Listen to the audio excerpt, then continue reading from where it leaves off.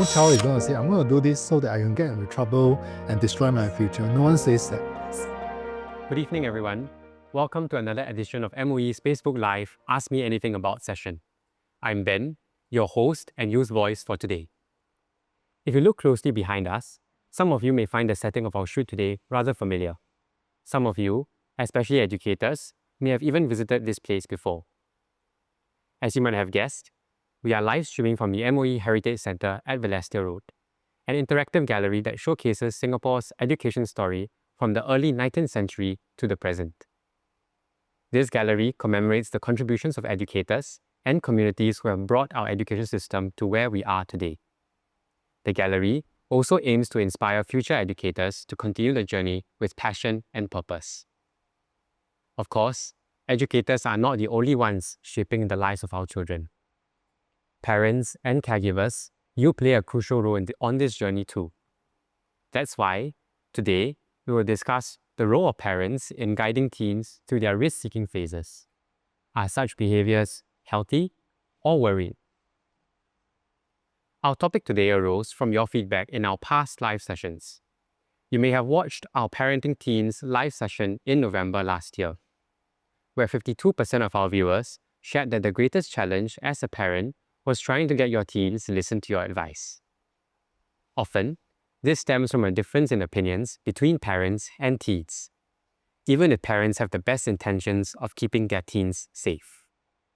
So, as a start, we would like to hear from you. Which areas do you and your teen hold the greatest difference in opinions in? Join our on-screen poll to answer this question. You can select from options such as how much time they should spend online, or who they spend time with, for example. If you are watching from a device, from a mobile device, tap the graph icon on your screen to participate in the poll. We intend for this session to provide insights on why teens behave the way they do, and what you can do to keep them safe. Before we review the results of the poll, we would also like to get to know you better. Tell us, how old is your child? If you were one of our viewers in 2024, and are there any specific risks you would like us to address tonight? Share your responses in the comments. As you share more about yourselves, let me introduce the rest of our panel tonight. We have Dr. Jared Ng and Ms. Joy Ong here with us today. Both of them have worked extensively with teens. Dr. Ng and Joy, maybe I could invite you to introduce yourselves first. Perhaps share your area of expertise and something you have learned or noticed from your work with teens. So maybe Dr. Jared, you want to go first? Okay. Yeah, hi everyone. My name is Jared. I'm a psychiatrist in private practice. I actually have got 3 teenagers. My kids, they are aged 14, 15, and 17. Something I learned, I worked with children for a long time in my career. I used to run the psychiatric ward in the Institute of Mental Health, and now I see a lot of children and teenagers in my clinic. So one thing I learned is that actually they also want to be connected with parents. I think they also want to be connected with others, but sometimes it's a bit difficult because they tell me that parents don't listen. And when I reflect back on my time as a teenager, maybe my parents also had the same views about me. So it's something that we could discuss more about today. Hi everyone, my name is Joy. I'm a senior lead counsellor and a family therapist. I really enjoy working with children and youth and parents, and that is why I decided to specialize in this area. One of the areas I'm very passionate about is parental therapy or parental coaching, where we'll work with parents to help them to find out a little bit more about how they could better connect and support their children, and also some of the things that we could do to communicate with our children as well. One thing I've learned over working with our young persons and our teenager is realizing that they actually do need the space to share, to feel seen, to feel acknowledged too. I think that's really important. Thanks, Dr. Jared. Thanks, Joy. Let me introduce myself as well. So I'm Ben. I'm 25 this year. I have had the privilege of running a youth charity called YouthTechSG for the last 5 years. We are a charitable movement that helps young people leverage technology to thrive in today's digital age. We work with youths 13 upwards to empower them with the confidence and the literacy to navigate the digital world while cultivating the next generation of tech talents and digital leaders for Singapore. So I'm really excited to be your host for this evening. So Many of you online with us are parents of teens, and we are all here today with the common aim to better support our teens as they navigate risk in their lives. Let's make this session welcoming for everyone. When posting your questions or comments, please note 3 things. Number 1, only ask questions related to the topic. Number 2, be respectful in asking your questions. And number 3, contribute to this supportive atmosphere by sharing your views or tips in the comment box. So to get us warmed up, let me quiz our panelists on some teen lingo to help our viewers better understand the language that your teens might be using.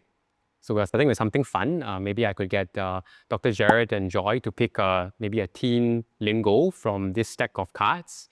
And so when you pick the cards, pick one of the cards, share what you think the term means, and perhaps try to form a sentence with the term. So maybe I'll pick one first, then I'll pass it down. So maybe I'll pick this, and maybe Joy can go next. Okay, so who would like to go first? Maybe ladies first? Okay, I'll try. Cooked. Kind of like messed up. So if let's say we put a statement to it, for example, our project is cooked, no one has replied for like 3 days, or let's say we could say that, for example, I think I'm cooked. I've been studying, but nothing seems to be going into my mind. Thanks, right? I think you got that pretty accurately.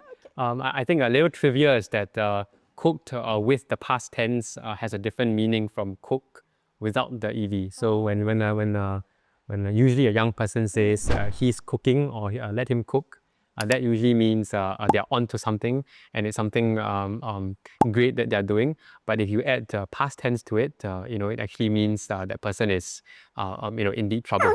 So Right. Exactly. So just a little quick trivia. I think That's cool. the tense of the word. Yes. So our young people are quite innovative today. Yes, indeed. Dr. Gerald, would you like to go next? Yeah, I chose brain rot. I think because recently I came across some and I had to ask my kids what they were about.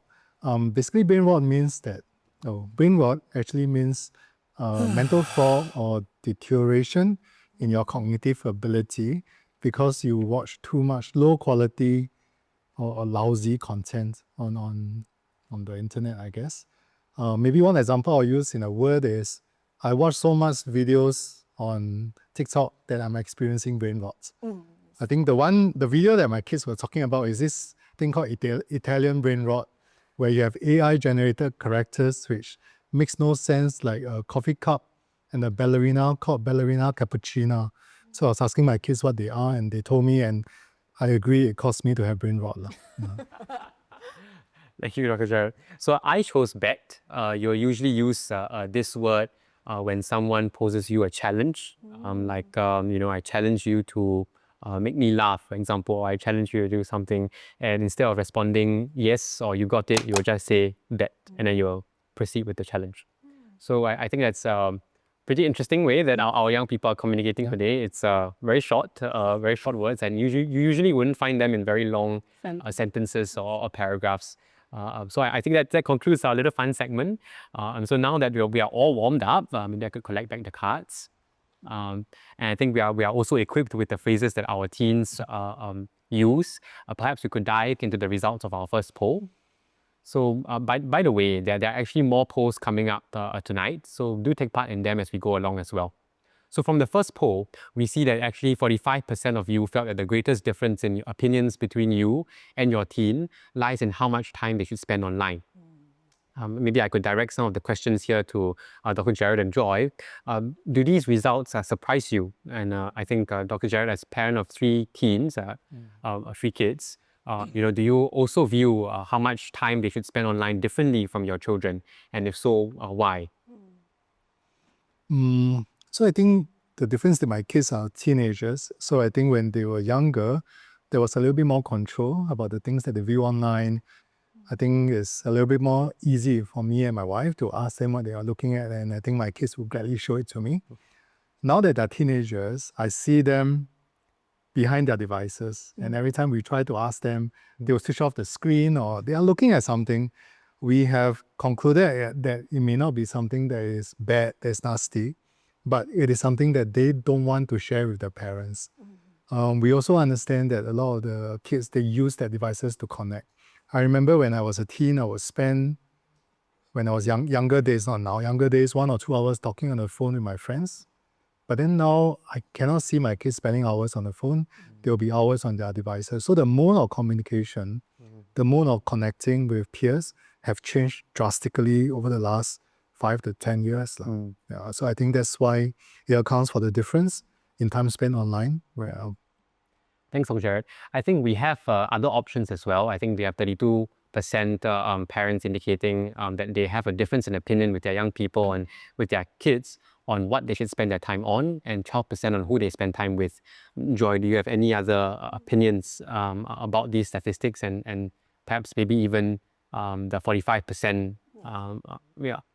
Yeah, definitely doesn't come as a surprise, especially with more young persons and youth, teenagers. We're all looking towards having the device for information, for entertainment, doing my homework, even on the devices itself. So it is quite tough to navigate this very sensitive area of using the device, but how do I use it in a way where it's safe? How can I use it in a way where it's healthy as well? How do I use it in a way where it doesn't affect my sleep? And the parents that I worked with often worry about the sleep, especially when it comes with screen time. So yeah, definitely I think I can see and also sense where the concerns might be. Today's session is about risk-taking and risk-taking behavior among young people. So I think as a follow-up, if I could direct a question to both of you, if you could share with us something personal, if there was a risk that you took when you were younger, when you were a teenager, and on hindsight, how do you feel about this experience? Yeah, maybe Joy, would you like to go first?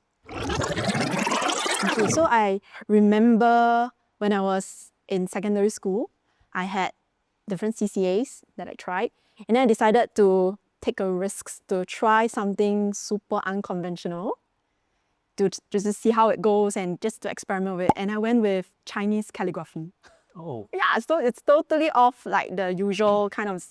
But I was so glad because I still remember every Saturday morning, we would just go there, be there, and then we will write, and then we will practice the writing. But it's not just about the writing, it's about the breathing, the sitting, and that calming period of time. And on hindsight now, as I was thinking about it, just pops out in my mind when you asked the question that, hey, I was so glad that I try out something different.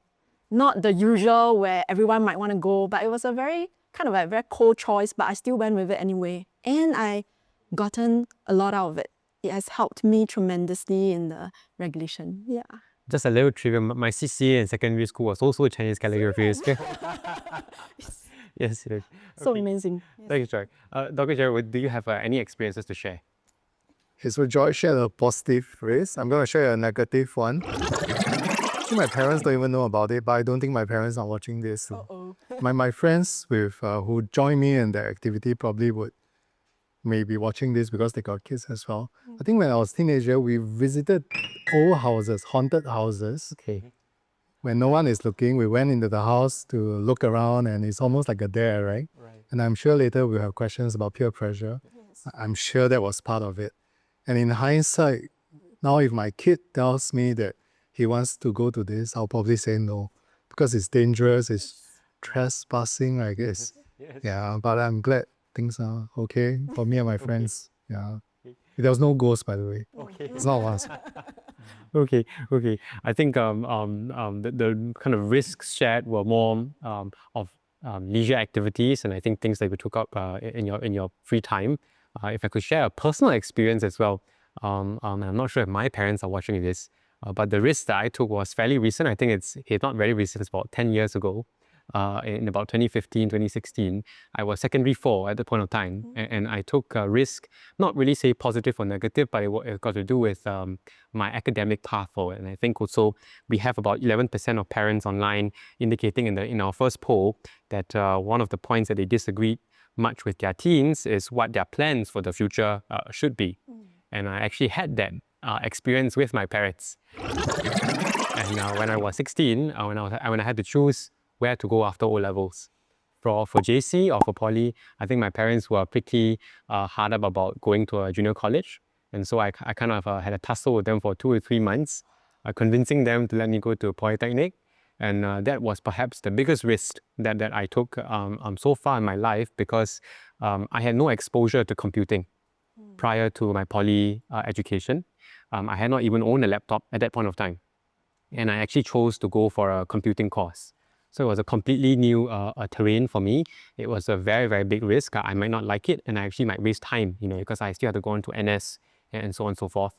So that was the biggest risk that I took. In hindsight, all things worked out very well. It took me another 2 years to convince my parents why the poly route was good for me. But in hindsight, I don't regret the decisions. And it's probably the best that I have made thus far. Yeah. So as you have heard, there's always a personal spin on risk, and it can be a very sensitive topic. On this note, I think I'll direct another question to our panelists. Perhaps a bit more scientific and a psychological one, which both of you are quite trained on. Perhaps you could share the psychology behind why teens engage in risk-seeking or risk-taking behaviors, and perhaps what are some of the motivations behind their actions, and perhaps this would set a very good context and foundation to our whole discussion today.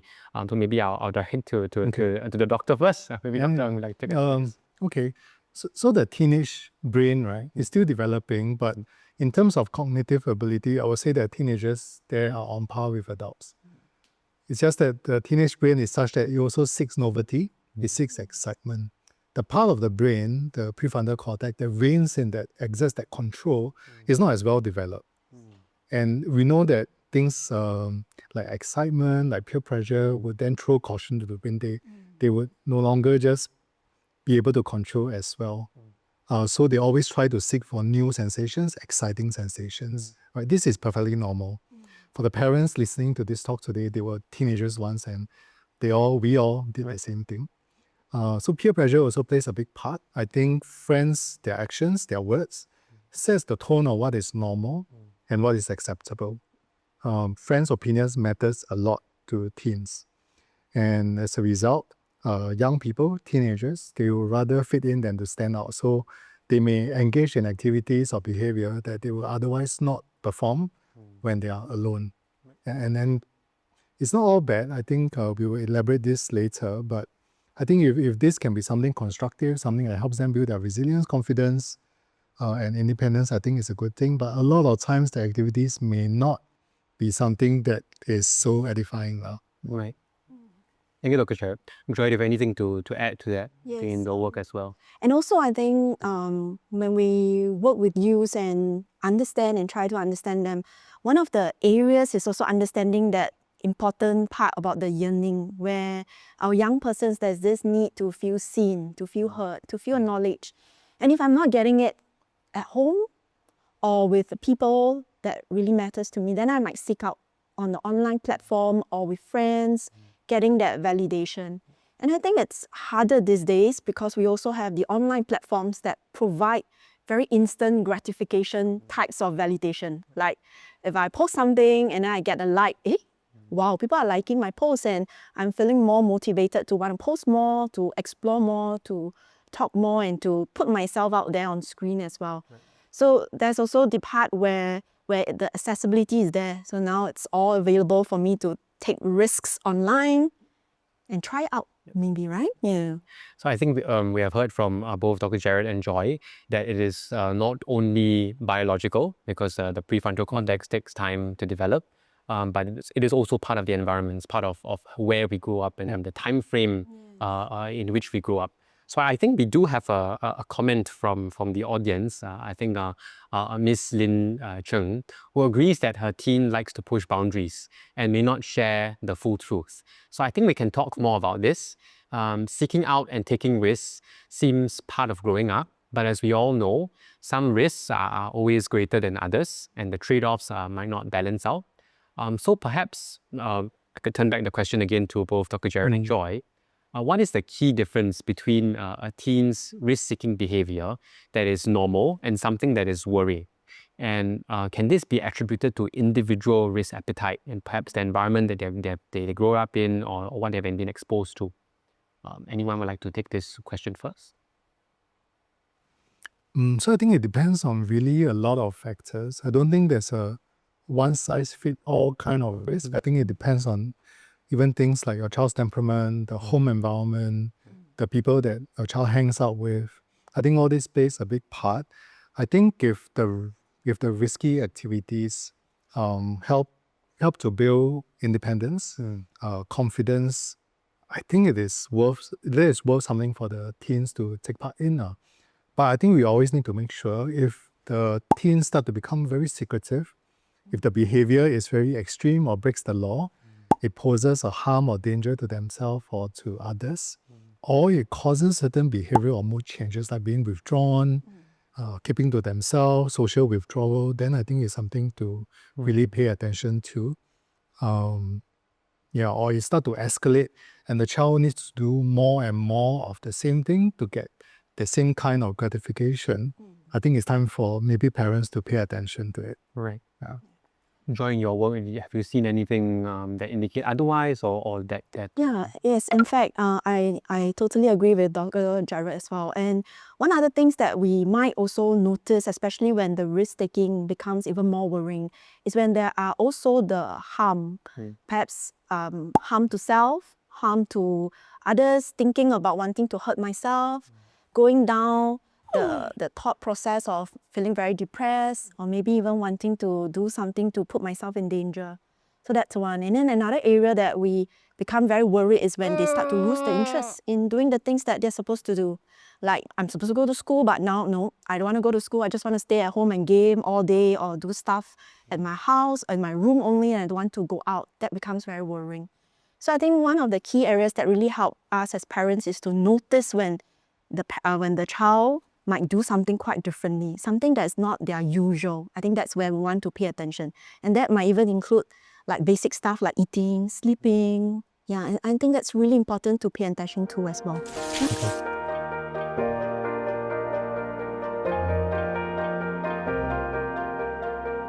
So I think we have heard from both of you that there's a variety of factors involved. So perhaps delving a little bit deeper, are there any factors that specifically encourage risk-seeking or risk-taking? And in particular, we have viewers here that are concerned and asking about peer pressure. So how have you seen, the course of your work, peer pressure, affect how a young person takes risks? Maybe I can start. I think I alluded to this earlier that for a young person, they want to manage other people's impression of them. And if we were to list out this artificial hierarchy, number one on the list would be their friends, followed by their peers, family members, and maybe parents will be at the bottom of the list. So they want to impress their friends, they want to fit in, as I said earlier. And the worst thing for a young person is to stand out, right, in a bad way, or not be seen as what Joy mentioned earlier. So I think if they see their peers do certain things and their peers receive some acclamation, some people who like their behavior, whether online or offline, then they want to emulate, they want to be like their peers. And I think the problem now is that peers wouldn't just be the people in our neighborhood, the people in our school. It could be someone living in another country, someone in a totally different culture, and you see them do certain things online. It could be really dangerous, but suddenly you see great comments, you see 120,000 likes. Yes. And you suddenly think that, okay, I can be like that too. And then I do the same activity without considering the impact that this has on myself and perhaps on the people around me. I think this is an issue. Yeah. I also want to add on, I think there's also the part that amplifies that risks, especially when we have so much more access online. And if we're talking about children and teenagers, then we're talking about games, for example. So on the gaming platform or on games, we might just think, oh, they are playing the games, but there are actually the unmoderated chats, open chats. People can come in and they might be people wanting to do harm, can be predators. So it could be, conversations that are happening that if let's say we are not following up on the things that they are doing on the games, then as parents we might not know, what's going on? What are they having conversations about? And then we also notice from examples of what our youth shared that sometimes the people online ask them to bring conversations out of game, like go to Discord channels, we speak elsewhere, where it's not followed up. Yeah. So there are also the access to all these platforms where it can also put them at higher risks as well. Okay. Yeah. Okay. So I think we have been speaking about how it might not be something that the kid inherently wants, that it is very environmentally influenced. But perhaps by nature, we have a question from the audience by Miss Grace Teng. I think she said that, that we know that teens are at the age of experimenting. Are they naturally rebellious? Why or why not? Do we just accept it that it's a phase? So I think that kind of links back to what you were saying, is that whatever you have just described that our teens or our kids were going through, is that just a phase? And is that just a phase because of the current stage at which they are, and will it pass? And is it naturally rebellious phase that they will go through? Any views on this? I think we always want to look at teenage years as the age of rebellion, right? Yeah, and I think this is partly biological. As we shared earlier, it's the time of a human being's life that the brain is changing. I think that is also a period of time where the young people is becoming an adult. So they need to find their own identity. They need to find their own voice. And as a result, they may do certain things that parents don't appreciate.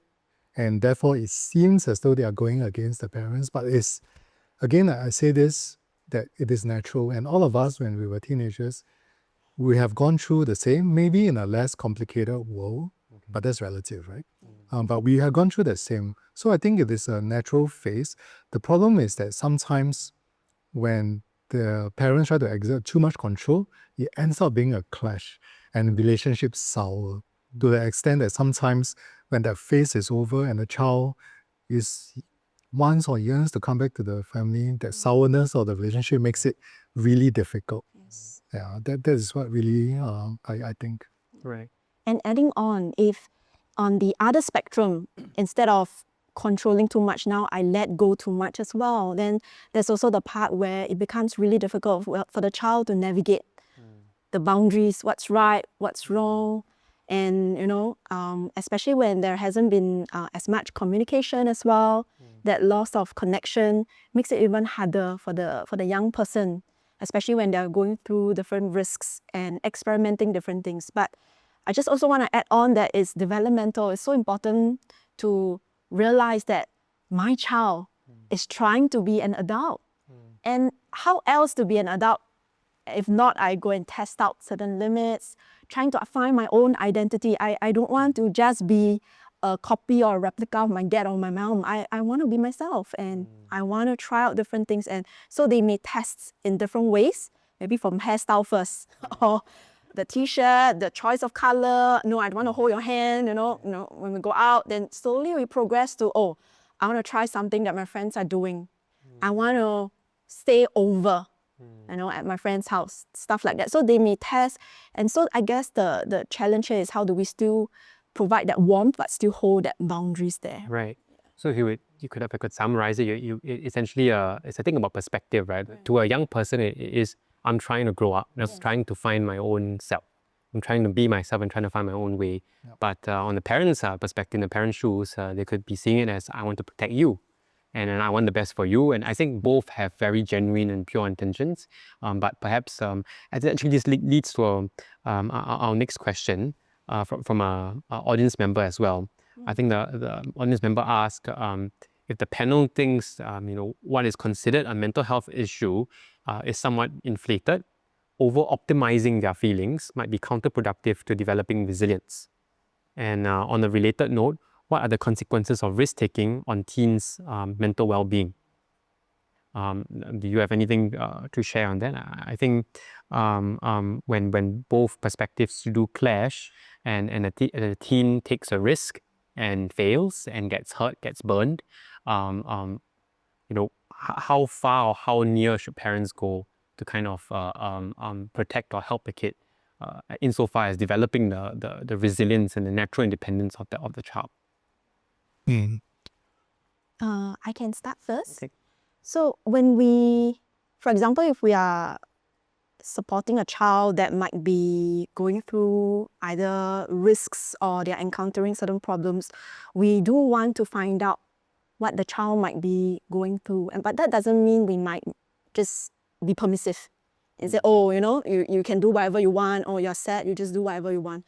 I guess the idea here is, as parents, the kids will look upon us for that leadership. Like in the midst of all this chaos that they're going through, for example, with my friends, I'm going through something, I am experimenting something, but when I encounter a difficult situation, how does my mom support me while still listening to me without, putting me down? But at the same time, if I really need some advice or some limits, what can she say to support me? So I think it's so important that, yes, we don't want to just bubble wrap them, because that will also not be very helpful. We want them to learn, to experiment, but it's important that we allow for that sharing, like what's going on, and also allowing them to, experiment, but at the same time, holding that boundaries, keeping them safe, and we know what's the hard no, what's the hard limit, things that we should absolutely say no to. Okay. And then within safe limits, safe boundaries, yes, they can still experiment, but we want that safe space for them to come back to us to tell us stuff if they encounter anything that's unsafe out there. Okay. So I agree maybe with the audience that we shouldn't over-medicalize things, right? I think it's important, but as what I tell most of all the parents that I meet, we have to take our child seriously. Yes. If the child tells you that they can't cope, they have got issues with their mood, with their anxiety, we take them seriously and we see how we could help them. Imagine if we don't agree and we dismiss the child, they'll probably find it very hard to talk to the parents again. Because if I open up, I get invalidated, I probably won't open up so much anymore. And I think the concept of resilience is not about protecting your child from troubles, it's really helping your child bounce back. I think that's really what resilience should be about. And I think the question was also about the consequence to risk-taking behavior. I think that could be a turning point for the child. If the parents become overprotective or overcritical, the child may not dare to take risk anymore. And that would have effect later on in life, further down the road. Right. But if the parents can be there to support, can be there to listen, I think it's important, like what Joy said, to set boundaries. But when they're teenagers, you no longer can just set boundaries. I think you have to explain to the child why the boundaries are set that way, and then listen to the child, listen to the teenager give their account of what they perceive the problem to be. I think the world have changed. I think young people are definitely quite well read nowadays. They could get their news, even though it could be a very biased news, but they do get their news, and they may argue back with the parents. But important to hear their view before stepping in so quickly. And then you decide on the boundary together. I think both sides have got good intentions. No child is going to say, I'm going to do this so that I can get into trouble and destroy my future. No one says that. Parents are not going to say, I control you so much so that you never come out of my house, you always be my baby. I think both sides want the best for each other. And when it's a teenager, sit down together and talk about it. I think that's the important thing. Right. So I think we have been addressing a lot about the why of why young people take risks. And I think you might touch a little bit on the how to cope with it and how to help them. So I think the next question from also an audience member about a little bit about how to help them, but he kind of prefaced it with a bit of question of why again. But he asked, is boredom or lack of purpose a common factor for why youths engage in high-risk behaviors? And in addition to that, what tools can we use to help them make better decisions? So perhaps we could break the question up. We could perhaps answer the first one first. Maybe Dr. Jared could take whether boredom or lack of purpose is a common factor on why youths engage in high-risk behaviors, and then we can tackle the second one together. Okay, so the question asked so far, right, they're all very complex questions that we could spend the whole day answering it. But in this case, is boredom or lack of purpose a common factor? Yes, but there could be other reasons. First of all, we need to find out why the child is feeling boredom despite so many things going on in your life, whether is it lessons, CCA, remedial classes, hanging out with their friends. Why are they still so bored? Why are they not getting stimulated enough? Is it because they cannot catch up? Is it because they are so intelligent that everything else is very boring to them, the things that's being taught in school?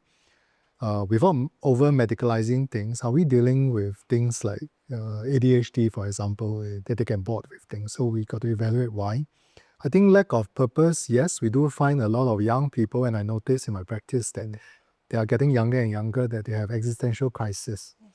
They wonder about the meaning of life. They don't know what they want to do in the future. I think part of it could be linked to this phenomenon called doom scrolling. It's another youth term, right? Teen speak, right? Yes. That's right. Whenever they look at social media and news, it's about bad news all over the world. Global warming, climate change, riots, wars. And they feel that, what is this world that I'm growing up in? And they don't see a future. And I think that also drives them then to look at other things that can do that the parents might perceive as risky. Yeah. Okay, perhaps you could address the second part of the question together. So, I mean, in that context, are there tools that, or maybe anything that parents can use to actually help young people cope with that and help them make better decisions? Although in this case, better decisions is also relative. Yes. Yes, definitely. And I think one of the areas here is not to see boredom as bad as well, because that's where creativity can come about, and that's something that they have learned when they study young persons and children, realizing that those who have those moments of boredom when they are able to, that's where they could actually come up with new ideas and so on. So that's one area. But in terms of also parents engaging them, if they realize that the child might be struggling, like feeling bored or having a lack of purpose, I want to know what's going on, like what's making you feel this way. So it's, I guess, also having the tools, maybe even having that space and wanting to reach out to my child and find a moment. Maybe it might not be when we're rushing for homework, not so ideal, but let's find a day where we could, just go out, let's have a chat, what's going on, what's been happening. I notice you've been really quiet. I notice you haven't been talking much. What's happening? I just want to know. So I guess that's something that we want to first and foremost be able to do, because I guess we will only know if we start talking to the young person.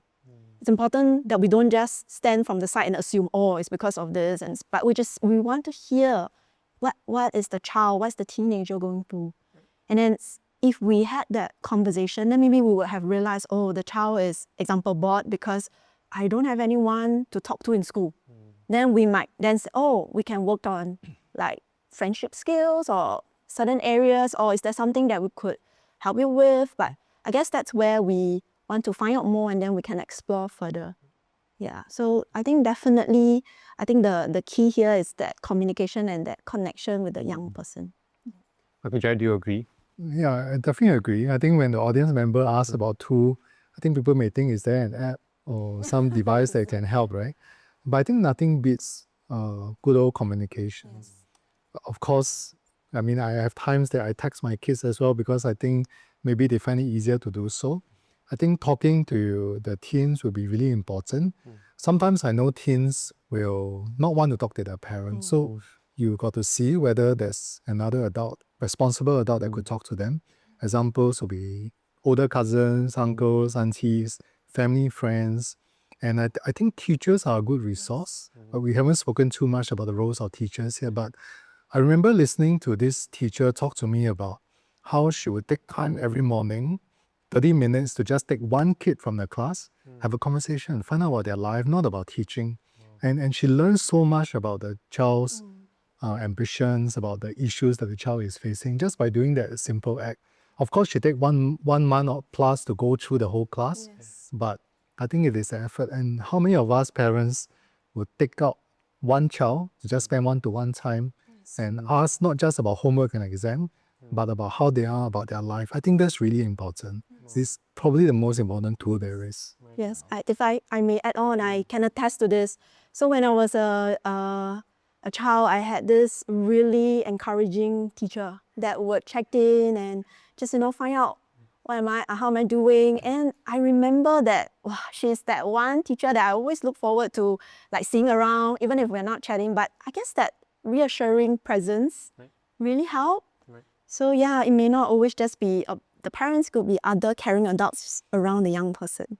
Yeah. So I think we're seeing a common thread here and a theme here that's about communication and communication between the parent and the teen. We will address that, I think, in a few questions' time. But I think let's move on first to, I think, expanding a little bit more about what Dr. Jared just said about how doom scrolling might have a very big influence and I think impact on how our young people are looking at life today and how it might actually result in them, facing existential crisis earlier in their life. When you talk about midlife crisis, you probably now have a pre-midlife crisis that young people have to go through today. So perhaps the question about doom scrolling can be framed in how social media kind of have influenced the life of how young people, and if there's any correlation between social media and being present online and risk-taking and risk-seeking behavior.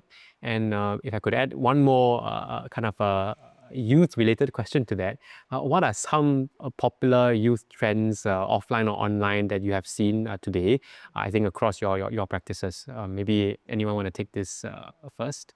So I know it's a bit of a loaded question, but perhaps we could take it down through how you think social media has influenced their behaviors, and then we can talk about the trends. Okay, I think just now I talk about doom scrolling. I think social medias, you have two very disparate views. On one hand, if you look at the current affairs, you see the bad news, right?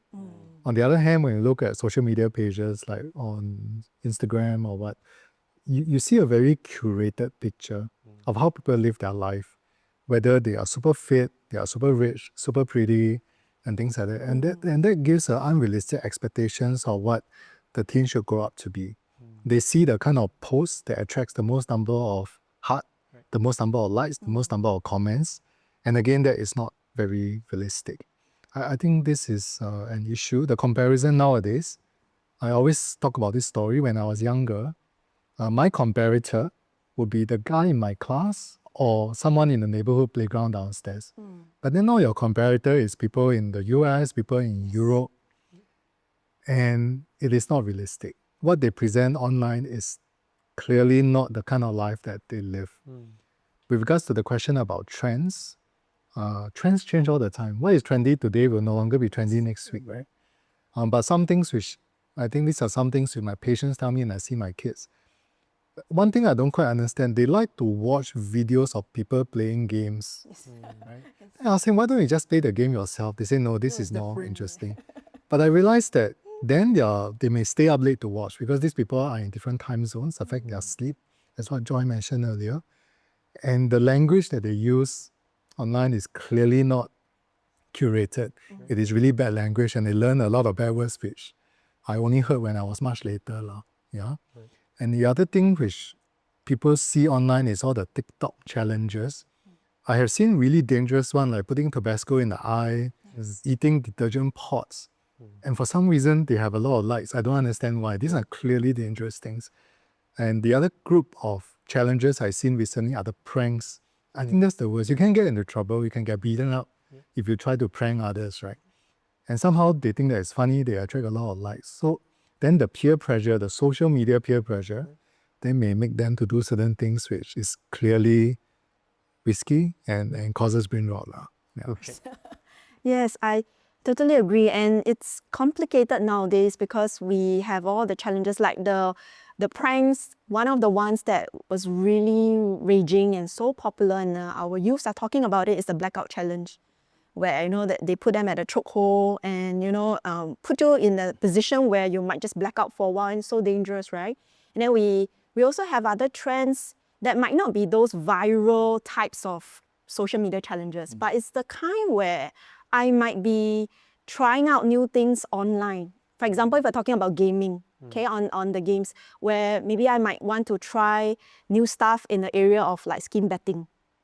Like, so why is skin betting? I was like, whoa, this is a difficult term. So when my youth told me about skin betting, I was like, well, what's that? So he would try to bet on skins and try to get like maybe even other games will be like characters to try to get what he wants. And if I don't get what I want, then I might lose that bet or lose that item. Sorry, Joy, you want to explain to parents what skins are? Yeah, skins are like the outfit or like the costume or like that special, visual appearance that the characters might be able to take on. So you can get very colorful, it can get very vivid, and the more fancy, the more rare it is, the more valuable in terms of money, even in coin or in game currency. So these are also some of the trends that might be going on, and I think it's important that we are aware that while they're on games, there could be those that leads to potential like gambling or putting them in risky positions like losing money or trying to get hold of money to get stuff. Right. Yeah. Of course, there are also other trends that might be going on in terms of like online bullying trends. So now it's no longer just, I don't like you, I hit you or I beat you. It could be trends online that goes on exclusion. So what is exclusion bullying? It's where, for example, I don't like you, so I put you out of my group, my chat group, and then later on I might add you back in, or I just don't add you. So bullying has evolved and can become quite different, and the trends can also shift as well. Yeah. So as our panelists discuss, viewers, please feel free to share the trends that you know in the comment box. Please do include a brief description of the trends so that other parents can learn as well. But I think just to, I think kind of elaborate or kind of sum back up to the points now, do you think the virality of social media is what's causing this risk-taking behavior, that they want to be part of what's viral and that they have the need to, like you said, be seen, be part of the herd? Is that really what's causing it? And that's just manifesting online? I think the particular activity, you need to garner likes, Yes. right? And it is almost like peer pressure. If someone does something online and there's no likes, there's no comment, Yes. you just fizzle out and die off. But if you do something and people laugh, people like it, and you start to accumulate more and more followers, then it might inspire people to also do it. And that's how a trend develops. Right. Yeah. Yes. And it's also the part where, I want to have or create an identity. I don't want to be too much different, but yet I don't want to be, too different from the main group, because I don't want to stand out too much, but yet I still want to be able to differentiate a bit. Right. So sometimes we do see our youth trying out different things so that they can take on different validation, or even maybe different things that, they could, get rewarded with. And that can come in a form of likes, the hearts, but it can also come in a form of like having followers. Right. Yeah, and it's very powerful. When people follow me, wow, I have a clout. And I have a say. And it was so interesting. One of my youth shared with me that, the accreditation, right, that they get, it's not from our masters and stuff. It's actually from the number of followers that they get. So the more followers I get, if I'm a 1.6 mil kind of follower count person, when I say something, people listen. So it's powerful. And I think it's so important to realize that, when our youths might seek out some of these behaviors, what's going on? We need to find out a bit more, go deeper, understand what's the motivating factor there. Right. Yeah. Right. So I think I'm seeing a U-turn back to the comment thread here. Yes. That although the trends change and the online space is very dynamic, and regardless how trends change this week and next week, the comment thread is still communicate with your child. And I think it doesn't hurt to just ask them, what's the underlying, what's happening on the surface. So I think we can then go on to the next part about our panel today, which is parent-child communication.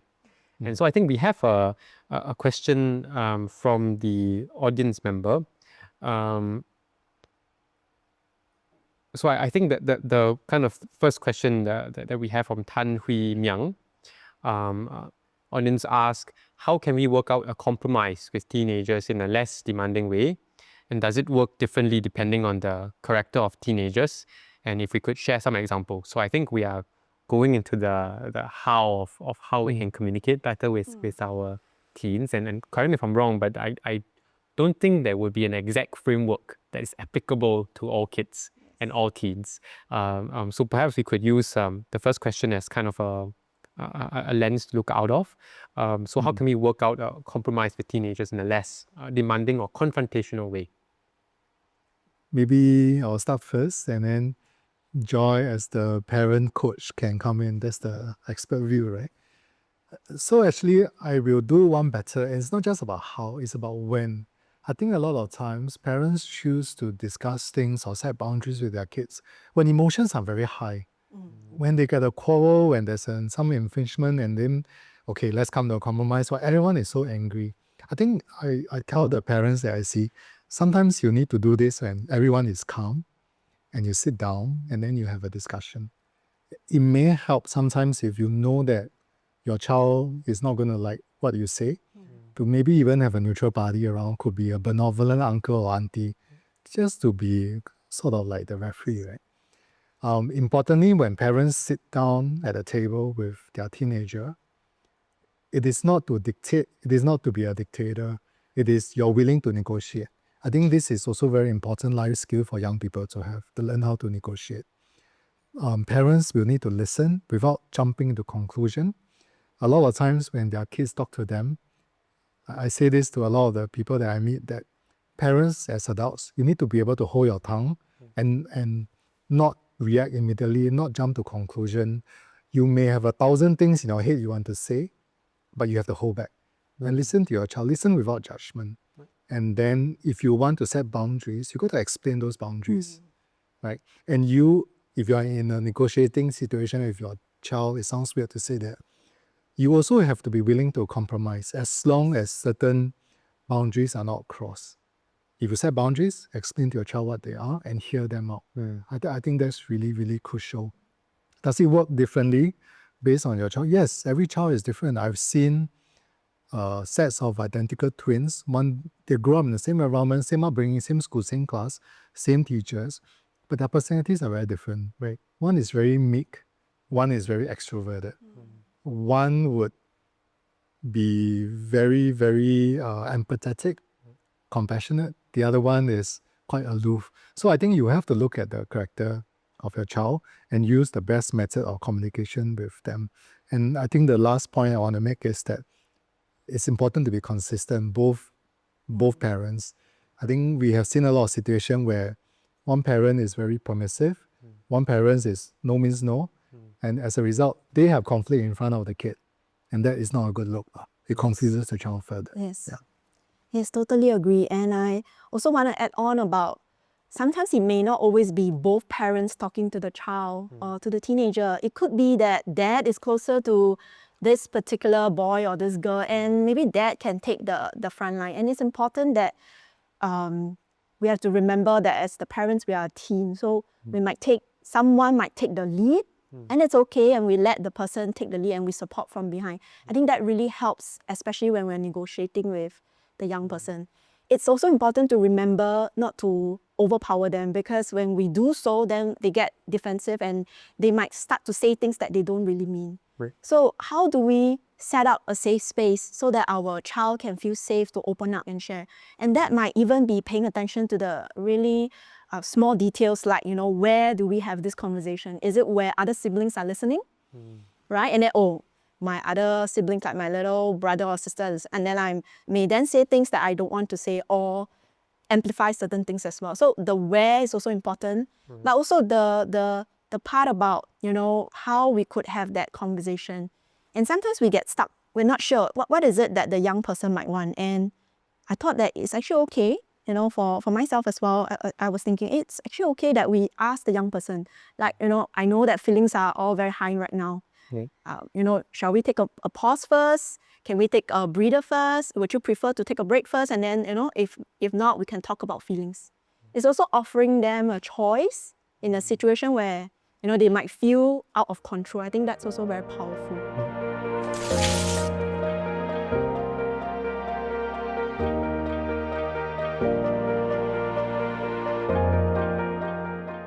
Yeah. Wow, both of you have shared really many tips, I think, for parents to really take home and then I think internalize on how they might want to really look at the current dynamic they have with their children, I think, at home. So I think this has been, I hope this particular question has been helpful to our viewers tuning in.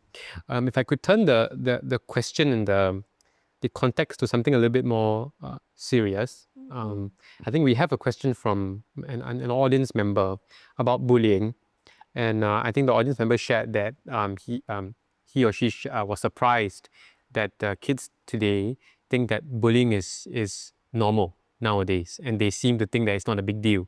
So they don't actually see bullying as a risky behavior.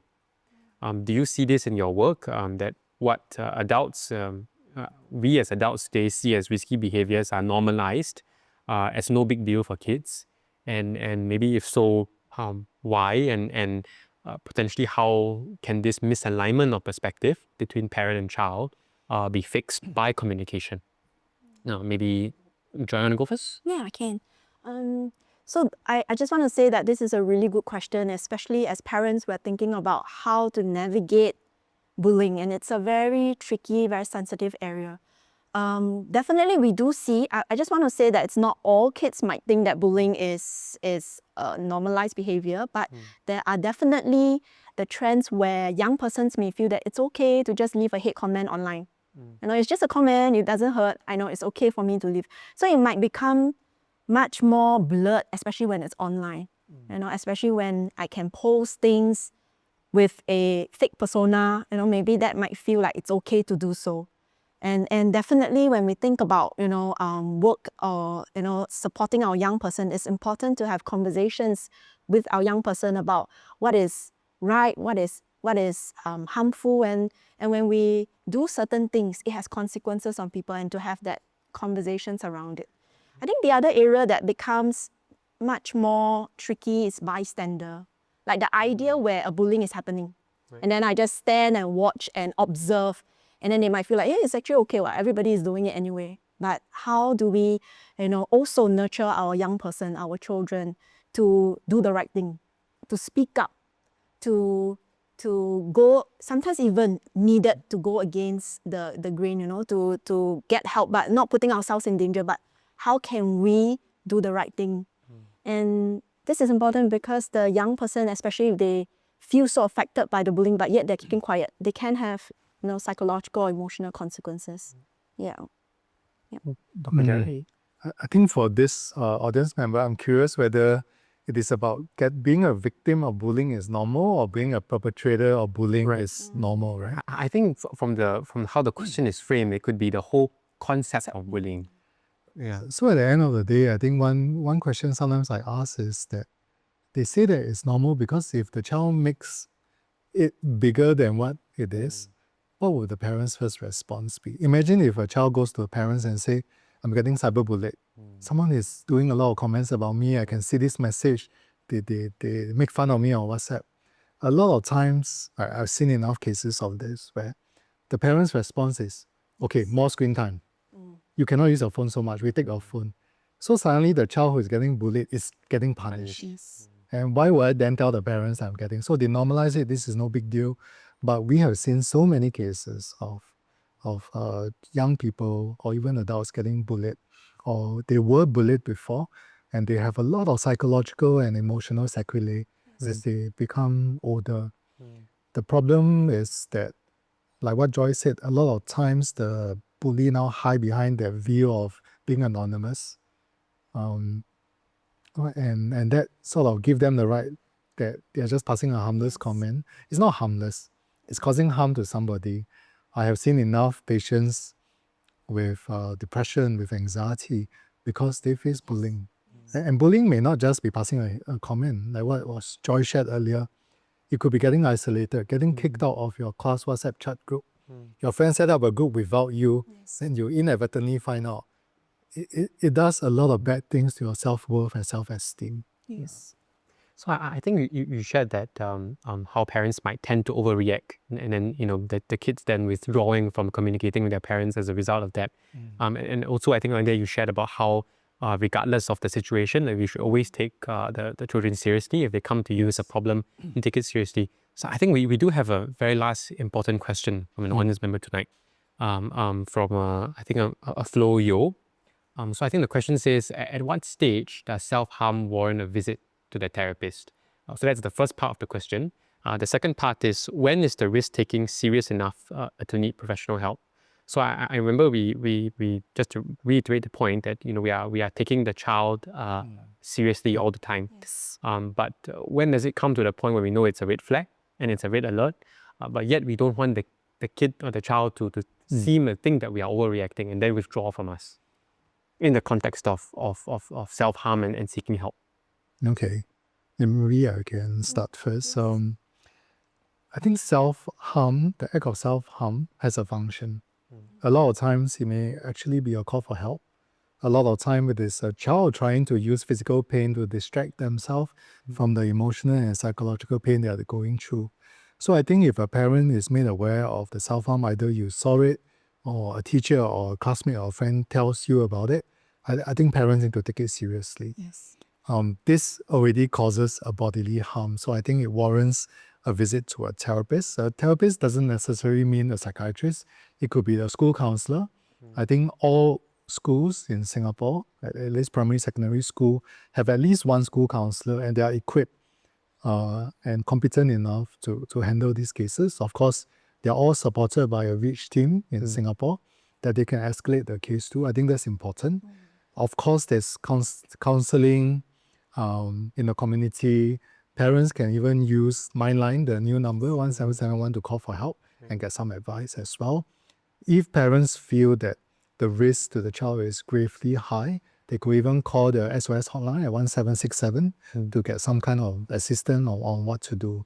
I think that's really, really important. To find out what's the underlying issue that's driving this self-harm behavior is not something that we take lightly, because we also know that young people with self-harm behavior, they do have an increased risk of suicide later on in their life as well. When do you need to seek professional help? I think there's about 3 things I want to look at. Number 1, if the symptoms are too long-lasting, they last too long. Number 2, if the symptoms are too intense, for example, it's not just sadness anymore, it is depression to the degree that they're not eating, not drinking, they are thinking that life is meaningless. And finally, I think if there's impairment to their functioning, whether in school, in their social life, or at home, if it affects their functioning, I think it's time to seek professional help. Yes. Do you have anything to add there? Yes, and definitely I think it would be very helpful and important to also speak to the child's teachers, to get also more inputs as well, but also the communication, to see the school as an ally is like, we are all working together to support the child, and sometimes we really need also the teachers in the school to be looking out and to also update us about what's going on, and so that the parents don't feel like, hey, we're alone trying to deal with this as well. So the professional help can also even come from the teachers too, as well as the school counseling team too. So I'm hearing that the thread of communication has now branched out to even further the facets resource, of the village, right, the people around that can help support the child together. How can we work together? So I think in that vein, I think to round off today's session, perhaps I could get Dr. Jared and Joy to share your last thoughts about how parents can manage risk-seeking behaviors in their teens. I mean, apart from the multifaceted communication and I think rallying all stakeholders around the child to be involved and to help, are there any other perhaps pointers or tips that you want parents to take away in terms of managing the behavior in these risk-seeking behaviors in their children?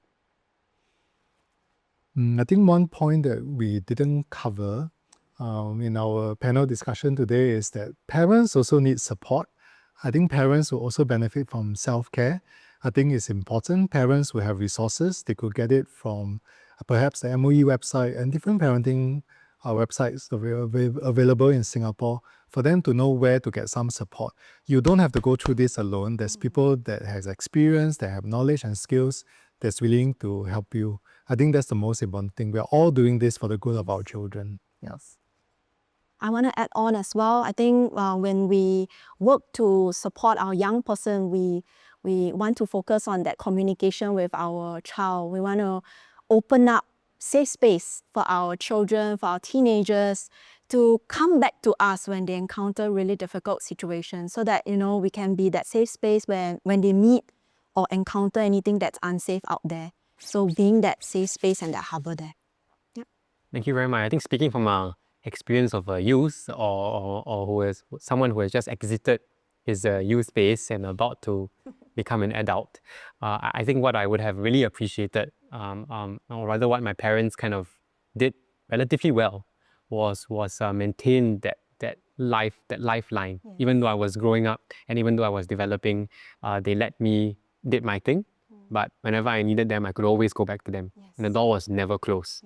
So I think that's the point that I think underscoring this whole conversation today is about the relationship between the parent and the child, regardless of how the harms have changed, regardless of how the context has changed. The relationship with the parent-child would forever be the strongest fortress, that can protect the young person. So I think risk-seeking and taking risks are part of growing up.